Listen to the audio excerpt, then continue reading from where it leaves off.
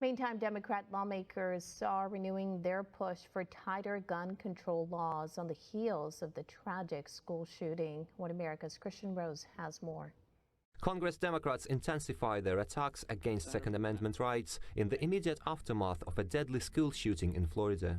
Investigation into the tragic incident is still in its early stages, and little information has been released to rush to conclusions related to gun control laws, as well as their applicability and enforcement. This happens nowhere else other than the United States of America. It only happens here not because of coincidence, not because of bad luck,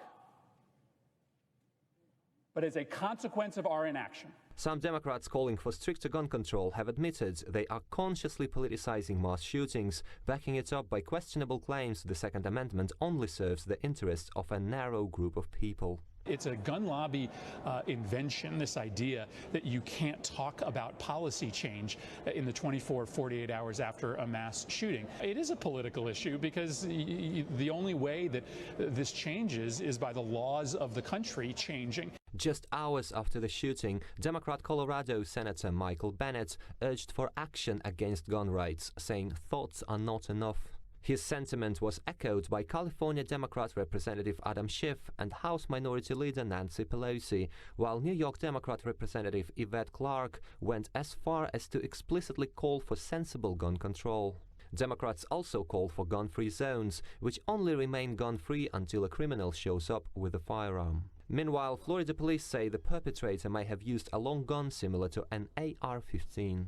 The Sunshine State already has AR-15 related regulations in place, which include requirements of a background check and prohibit the possession of such weapons by people addicted to drugs, having mental issues, and a record of misdemeanors. The 19-year-old assailant had been expelled from school, was involved in continued trouble with local law enforcement, and showed signs of either mental instability, drug addiction, or both. We don't know how they got a hold of it. I mean, that's the most important point. I mean, how did it happen? Was it stolen? Did it belong to someone and they broke in and got it from a family member? I mean, I'm just speculating. We don't know. So I know that ATR's rerunning those traces now, so we'll learn from that. We'll learn about how they got a hold of the ammunition.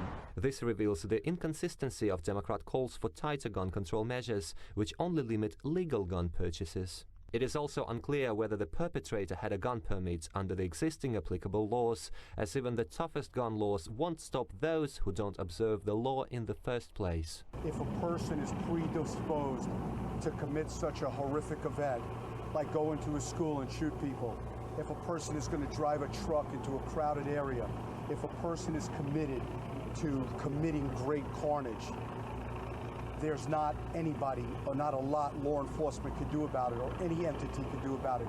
The only things we can do are train very hard. This comes amid calls to arm school teachers and encouraging a higher number of well-trained and prepared good guys with guns in high-risk areas. Meanwhile, Democrats have exploited every tragic shooting to push their agenda of taking firearms away from law-abiding citizens and making them increasingly helpless in the face of big government, which often happens to be weak on crime under Democrat leadership due to corruption and inefficiency.